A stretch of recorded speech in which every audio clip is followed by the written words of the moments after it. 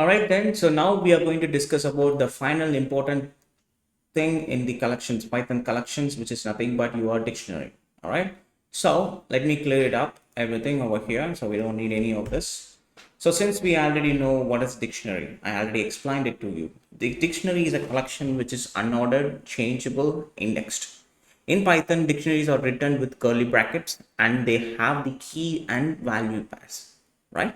So let's say I'm going to create a collection called person, open it, and I'm going to create a name property for that person, and that is going to be John Smith. And I'm going to have the age property for that person, which is going to be 20. And I'm going to have the like you can say age and what is it a role or designation. You can keep it as a designation. Let's say the designation of this, he is an HR, right? This is the property of that person. So let's say if I say print person, so you can see what's the name of the person, what's the age of the person, and what is the designation of the person. Instead of using it as a list, you can understand this data much more clearly. That's the reason we use a dictionary a lot. So how to access it? Let's say I want to access this age or a designation or whatever I want. So when it comes to key and value pair, it helps us to navigate the specific key. It's more precisely rather than using the index number. Using the key, it helps you a lot, right? So now I know what I'm accessing, person name. So it helps me. I'm trying to access the name of that person, right? So accessing an element in the inside the dictionary, it's really easy. So how to let's say for instance, if you're giving a wrong key, that will of course it's going to throw an error because that key is not existed, right?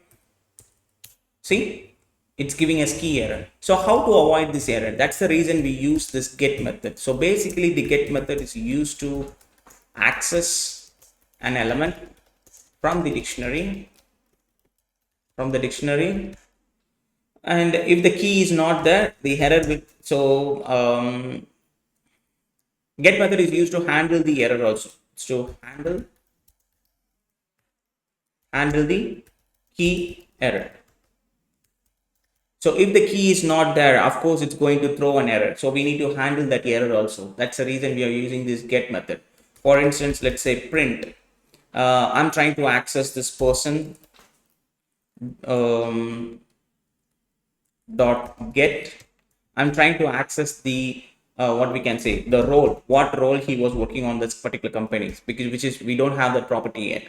So if the key is not there, I'm just going to say invalid key, something like that. So if I run this, you can see it gives the invalid key. Instead of throwing this error, it gives us the invalid key. That's the beauty of having this get method, right?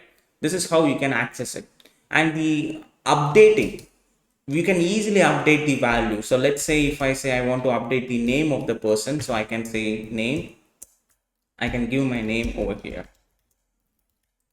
directly. Then if I try to print that dictionary, you can see it's instantly get updated. So the updation is also really simple as that, right? So now how to loop through it. So how we know that how to access the every single element just by using the key. So how to loop through it? So for I or let's say x in person, then print x. So this is going to return only the keys of your dictionary. So we can use it like this: person of x. I can access those things like this, or I can use the different sets of methods. So I can say values. So by default, it's going to list out the keys. So if you want to access those values by default, you need to use the values method to access the values in the loop. I can say for x in person, print x. So this is going to return the key. Now I need to access the value, so I need to say dot values. So now this is going to return you the values. So here if I don't give this, see what's happening. It is giving me, oh, this is going to be X. That's what I'm trying. You can see it's giving me the key when I'm trying to when I'm trying to look through it, and the next time if I am using the values function, it's giving me the values. So what about if I want to access both? I need to access the keys and the values pair. So I need to use this items method. So basically this items method helps you to return the key and the value pair in the loop,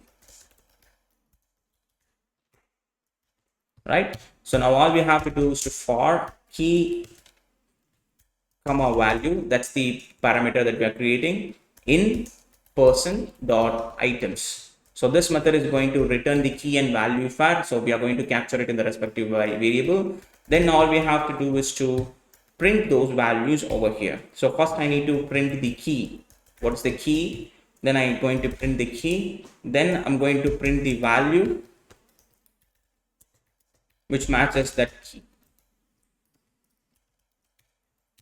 See, key is the name, then value is the John Smith. Instead of doing like this, we can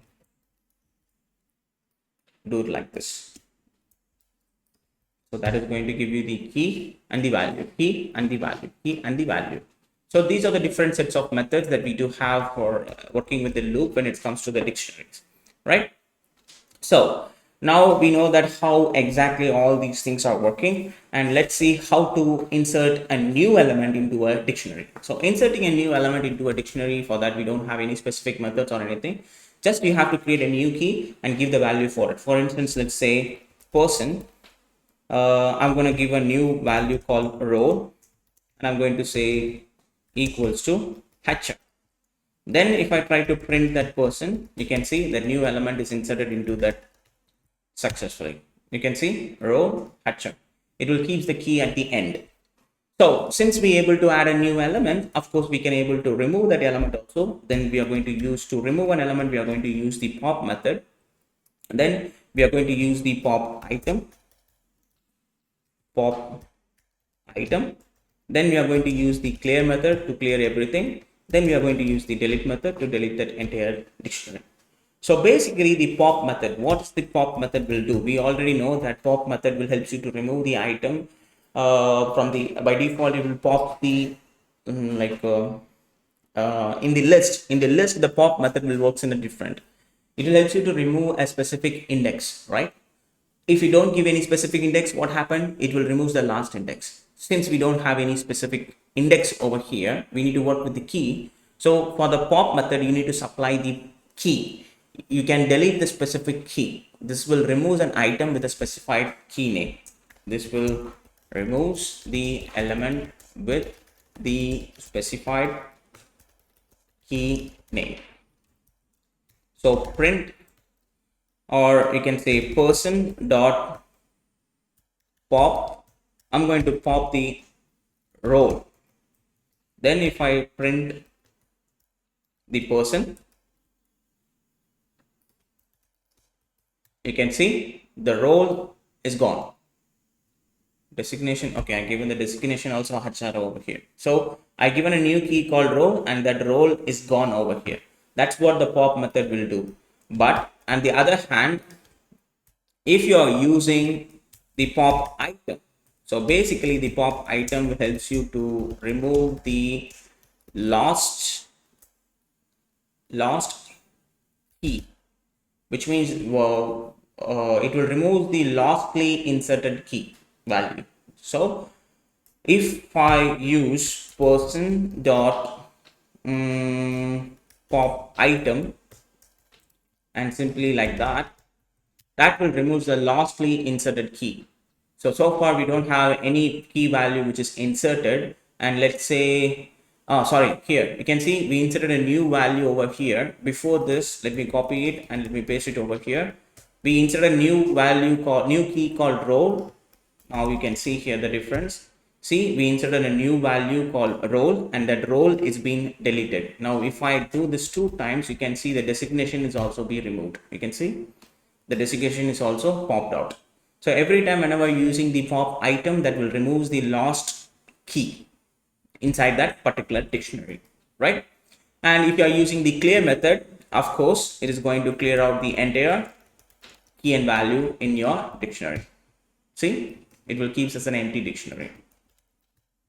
In this case, if you are using the delete person of any age or roll number, whatever you want to delete, you can delete it by using the specific key, or you can delete the entire dictionary itself. These are the different sets of methods that we do have to work with the dictionaries and everything, right? And we can work with the more complex dictionary structures also, like nested dictionaries or nested list, something like that. So that's what we are about to discuss next.